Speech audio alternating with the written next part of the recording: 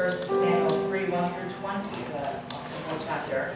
We're going to do it by the voice translation. We've done this before, and so there are different voices. There's, I'll be the narrator, and Aaron's going to be God, the Eternal One, is how they translate it.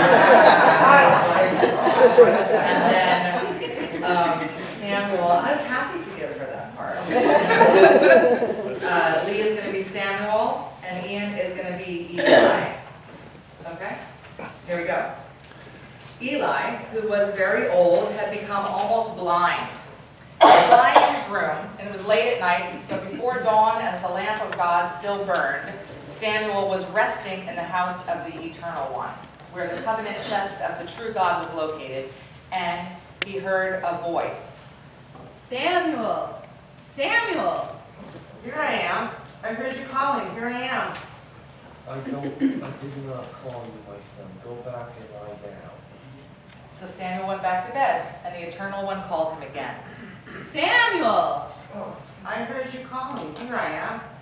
I did not call you, my son. Go back and lie down. I need my rest.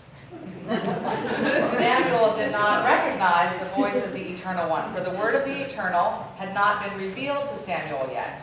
So Samuel went back to bed again, and the Eternal One called him a third time. I know you called me. Here I'm here. I know the Lord was calling Samuel. Go back and lie down, my son. If the voice calls you again, I want you to say, Speak, Eternal One. Your servant is listening. So Samuel went back to his bed in his place and listened, and then the Eternal One came into his presence as before. Samuel! Samuel! Speak, Eternal One. Your servant is listening. Pay attention! I am about to do something so amazing in Israel that it will sting the ears of everyone who hears it. The day is coming when I will carry out the vow I made to Eli about his family, every word of it. I have told him that I will punish his house forever for the sins of his sons, bringing a curse on themselves that he knew about but did nothing to stop. So I vow that the sins of the house of Eli may never be atoned for by sacrifice or by offering. After hearing this message, Samuel lay there until morning, and then opened the doors of the Eternal One's house. He was afraid to tell Eli what God had said to him. My son. Here I am. It is that he told you, tell me everything. May the true God carry out vengeance on you and yours. If you hold everything back from me that he said to you. So Samuel told him everything, hiding nothing. It is truly from Eternal One. Let me do what you see. Go to him. Let God do what seems good to him. Yep. As Samuel grew, the Eternal One guided him, and none of his words were lost on Samuel. And all of Israel, from Dan to Beersheba, learned that Samuel was a prophet of the Eternal One, and that his words could be trusted. The word of the Lord.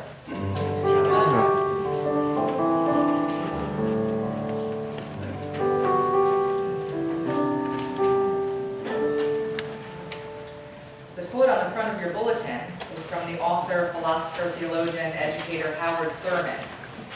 He shaped much of the civil rights movement for his theology of radical nonviolence. You know, we don't often hear of the mentors, but he was a mentor to Dr. Martin Luther King. Much like Eli, I think in the story that we read today, a mentor is one who tunes us, if you think about it, right?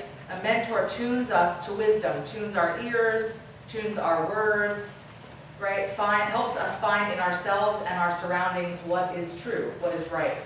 Tunes us like a radio. Kids are not, I'm doing this and I'm realizing, that's lost. Wow. I have to come up with another way to talk about it. Does that mean that kids never hear static anymore? I mean, does that mean, is that what that means? We don't hear static? When the cable goes out. When the cable goes out. Channel. Car radio. Yeah, the car radio. And sometimes if their phone doesn't connect. Sometimes if their phone doesn't connect, I was thinking that's more like an error message, like 404, like if the internet's working, you know. All right, I still think a new mentor tunes us, right? Helps us understand what is right. Howard Thurman quote has stuck with me though this week. I couldn't get it out of my head as I considered this young Samuel hearing the voice of God for the first time. Howard Thurman says, "There is something in every one of us that waits and listens for the sound of the genuine in ourselves. It is the only true guide we will ever have, and if we cannot hear it, we will all of our lives spend our days on the ends of strings that somebody else pulls." So then what's the difference between the authentic voice in ourselves and the voice of God? Are they the same? Does God use our authentic voice to give us wisdom? Does God use our authentic voice to guide us, or is God's voice wholly different? But then I turned back to the quote and I began to appreciate Thurman asserting that we are all waiting and listening for our authentic voice, right? Before I started to pick apart whether or not that's the only guide I'll ever have, I appreciated that he was saying, well, we're all listening, waiting, hoping for this authentic voice to rise. But I have to be honest, I'm not so sure. Because I think more often that we are picking blackberries, like I mentioned about Elizabeth Barrett Browning's poems, right? She said, "The earth is crammed with heaven, every common bush afire with God. But only he who sees takes off his shoes, and the rest of us sit around and pluck blackberries." I would like to believe that I am listening and waiting for this authentic voice within me. But there are other voices and other noise that takes up a lot of available listening hours in Beth Sabinsky's life. And all those other voices have nothing to do with the authentic voice of me. And perhaps more honest, right, is that I'm not plucking blackberries as if uninterested. It's that I'm not plucking blackberries as if I'm uninterested in wisdom or unknowing of its potential around me. I actually know that I could find wisdom, and I'm still plucking blackberries, in other words, right? So I'm not like ignorant of the idea. I'm just choosing not to listen, or to listen to other things, right? When I was thinking about my own self, I'm thinking that the number one thing I'm doing lately is waiting for the voices, particularly of media, to stop focusing on non-important things and get to the important things, right? So I'm kind of waiting for someone else to find their authentic voice, right? And then give me something to think about, instead of listening for my own authentic voice. And so thank you, Dr. Thurman, for giving me, and I assume I'm not alone, more credit than I deserve to say that I am waiting and listening for my authentic voice. If we were to wait and listen, though, I wonder if we might also stumble upon the voice of God. I wonder if it's in the waiting and listening that we might find our own authentic voice and also God's in the mix. And I wonder if that's what happened with Samuel. He was waiting and listening. So Samuel was probably 12, we think, at this point, right? His mother had given him in service to the temple. That's 2 chapters earlier. And that meant that his job was probably to keep the lamp burning right by where the Ark of the Covenant sat. It seems like he was even sleeping in that room when this story happened. He was to assist Eli, who was the priest at the time, in whatever Eli needed, right? Maybe Eli was training Samuel to wait and listen for both his authentic voice and God's. And in the waiting and listening, that's when Samuel stumbled on this voice. So picture with me the young Samuel, right? He has packed a bag. He has walked to the temple with his parents, who are to drop him off at essentially boarding school, right? Because he's going to live here now with Eli. Now, we don't know if perhaps there are other children also living and growing and learning at the temple. I'm going to assume yes. I just had never thought about it. Samuel was probably not alone, as children who are being raised to be priests live at the temple, serve God. So maybe there were other children there. We do know that some of the children who were there were Eli's children, because there's reference to them. Chapter 2 says, "Now the sons of Eli were scoundrels." They had no regard for the Lord or for the duties of the priests of the people. This is what else they did. This is why they're scoundrels. Scoundrels. When anyone offered sacrifice, the priest's servant would come, and while the meat was boiling, right? So, we think of temple, it's not this sacred church place like we're used to now. Temple was like a really big barbecue, right? And the priests were the ones that did the barbecuing, right? And that's actually true. Like, if you wanted clean meat, which is what halal means, right? Like holy, priests did that, right? And now it's just become that priests bless what a butcher does. But in all religious traditions, the priest was the one who was the butcher, essentially. So you come to temple, so it's active, it's chaotic, and there's people around, right? And the priest's assistants are helping with barbecue. They're helping cook the meal, the food that's been given as sacrifice, right? I bring a chicken as a sacrifice. They cook the chicken. Everyone eats the chicken, right? Portions of the chicken are separated for the priests. Portions of the chicken are separated for poor people, right? So this is what a servant would do. You can get this in chapter 2. A priest servant would come, and while the meat was boiling, with a 3-pronged fork in his hand, he would thrust it into the pan or the kettle, or the cauldron, or the pot. And all that the fork brought up, the priest was allowed to keep for himself. That's how you paid your pastor long, long ago. Let's take a moment and praise God that that's not how right? That's how the priests were provided for. They were given a specific portion of whatever meat was offered as a sacrifice. And then the rest that didn't come up on the fork went to feed others, particularly those who were in need. That's how they cared for people, right? This is proverbial tax, right? Your taxes actually came to God, to the temple, like it was a much more robust act of giving. Eli's sons, however, would say to the people, before they put the meat in the cauldron, give meat for the priest to roast. For the priest will not accept boiled meat from you, only raw meat, right? So he's starting to become a food snob a little bit, right? And if the man said, well, let them burn the fat first, and then take whatever you wish, Eli's sons would say, no, you must give it to me now, and if not, I'm going to take it by force. Right? So I know this is really foreign to us. I know, I get it, right? But what they were trying to do was take the fat from the meat for themselves, because fat's flavor, everybody, right? Any cook in this room knows fat is flavor. You can't have flavor without the fat, right? And if you're not a cook, fat is how flavor is delivered to you. It's not that the fat itself is flavorful, although that's also true, right? But seasoning is delivered by way of fat, right? Okay. So they want the fat for themselves. The fat was meant for God first.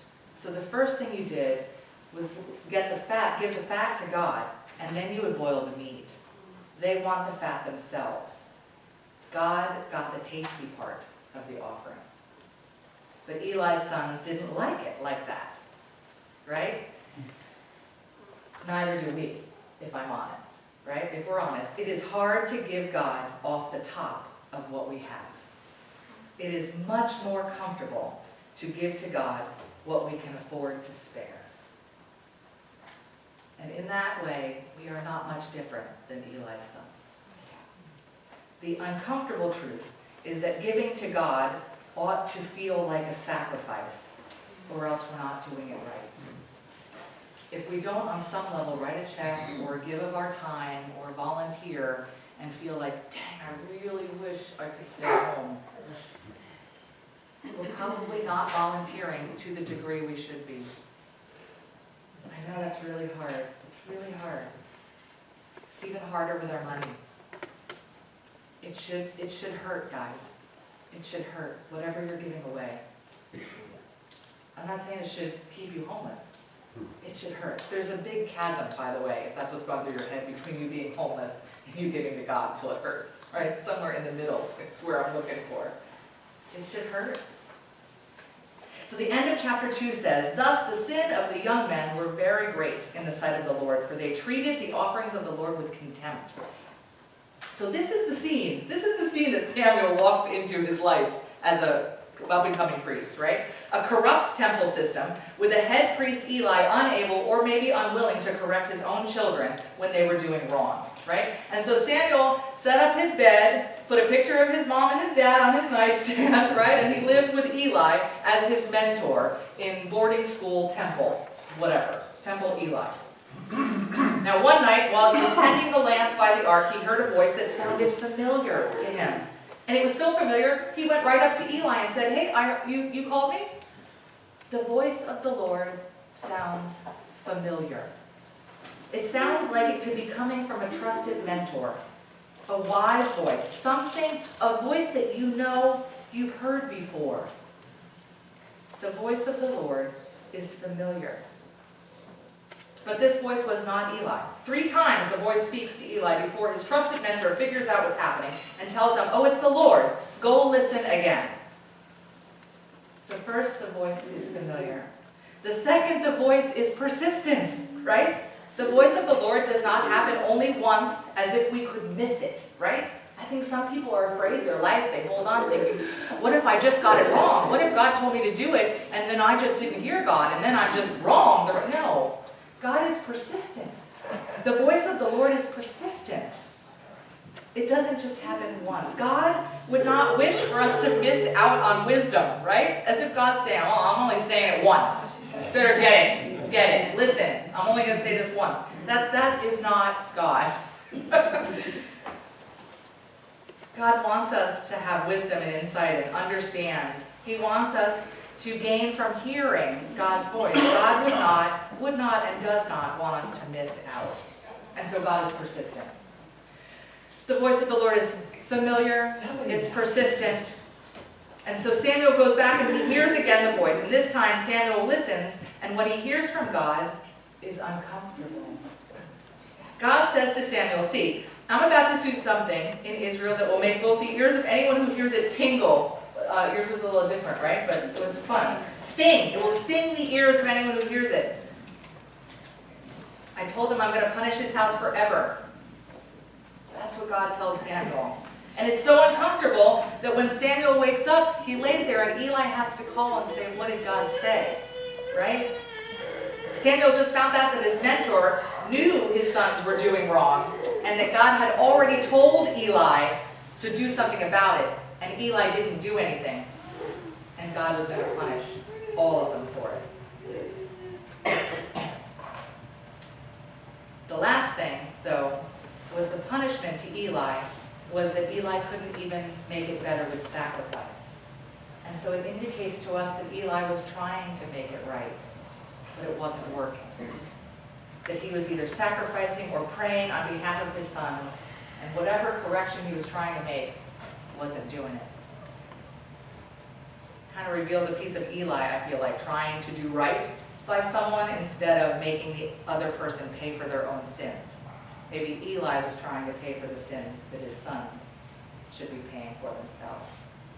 And so now, because Eli wasn't willing to make his sons pay for their own sins, God is also not going to take payment from Eli anymore. What is Samuel to do with this information? This is horrible. It's insane. He's 12.